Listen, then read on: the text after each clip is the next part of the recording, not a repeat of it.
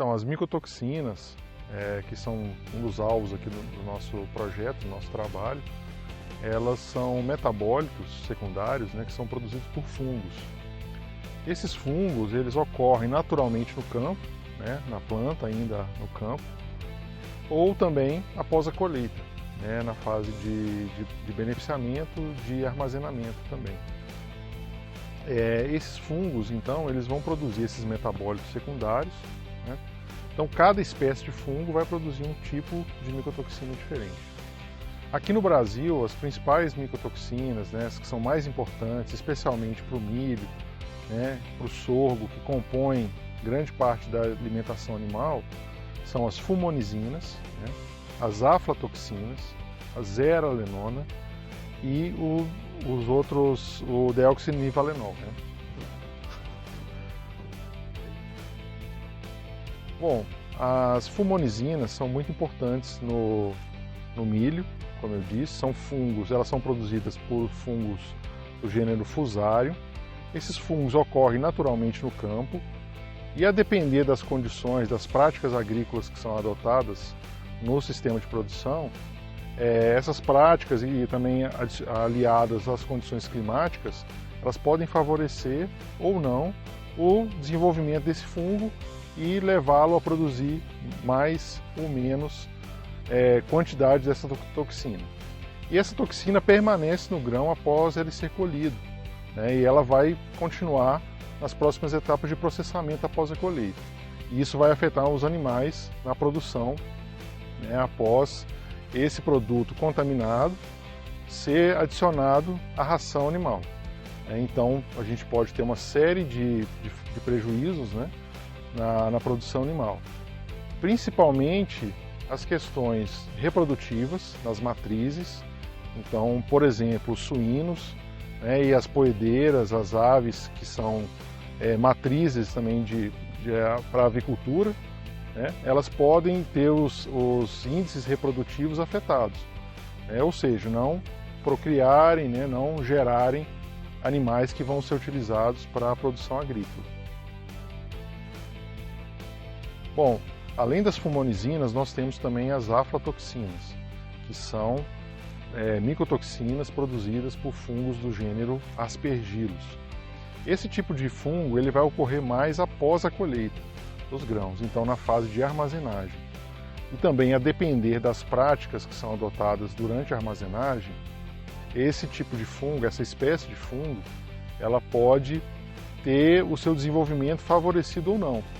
E isso também vai afetar a produção dessa toxina na armazenagem. Então, essa toxina também causa grande problema tanto para animais quanto também para humanos, né?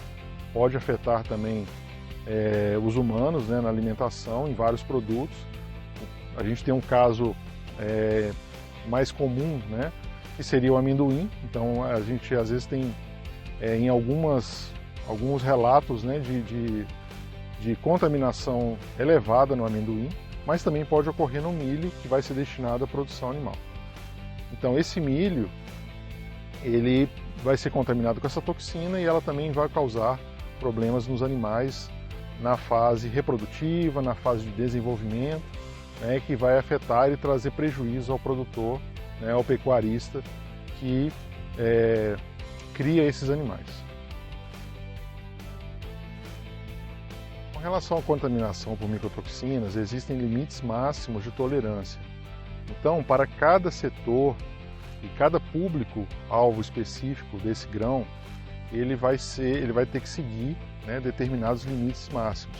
Então nós temos limites máximos para grãos que são destinados à alimentação humana, para grãos destinados à alimentação animal, até para exportação, dependendo do mercado de exportação, Comunidade Europeia, Ásia, Estados Unidos. Então cada mercado vai estabelecer seus níveis, seus limites máximos tolerados para a contaminação por micotoxina.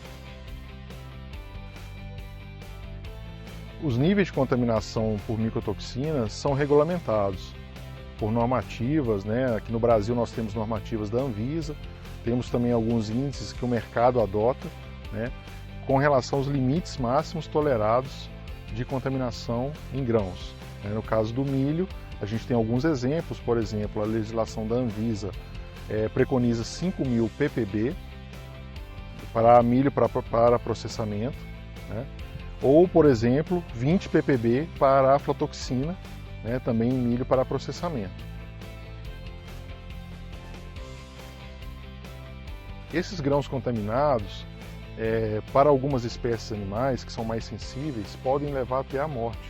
A gente pode ter casos muito severos, por exemplo, em equinos, em algumas aves, por exemplo, como as codornas, que são bastante sensíveis a esse tipo de contaminação.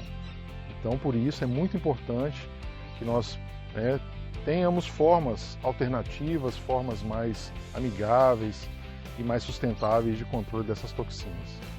As micotoxinas, quando estão presentes nos grãos que vão ser utilizados para a produção de ração animal, eles vão causar uma série de problemas nesses animais, seja na fase reprodutiva, reduzindo os índices de reprodução, causando em casos mais severos até mesmo abortamentos, E em outros casos menos severos, a gente pode ter redução de ganho de peso, redução de alimentação, atraso no ciclo de vida, no desenvolvimento normal daquele animal, tudo isso causado pela contaminação desses grãos que são utilizados na ração animal.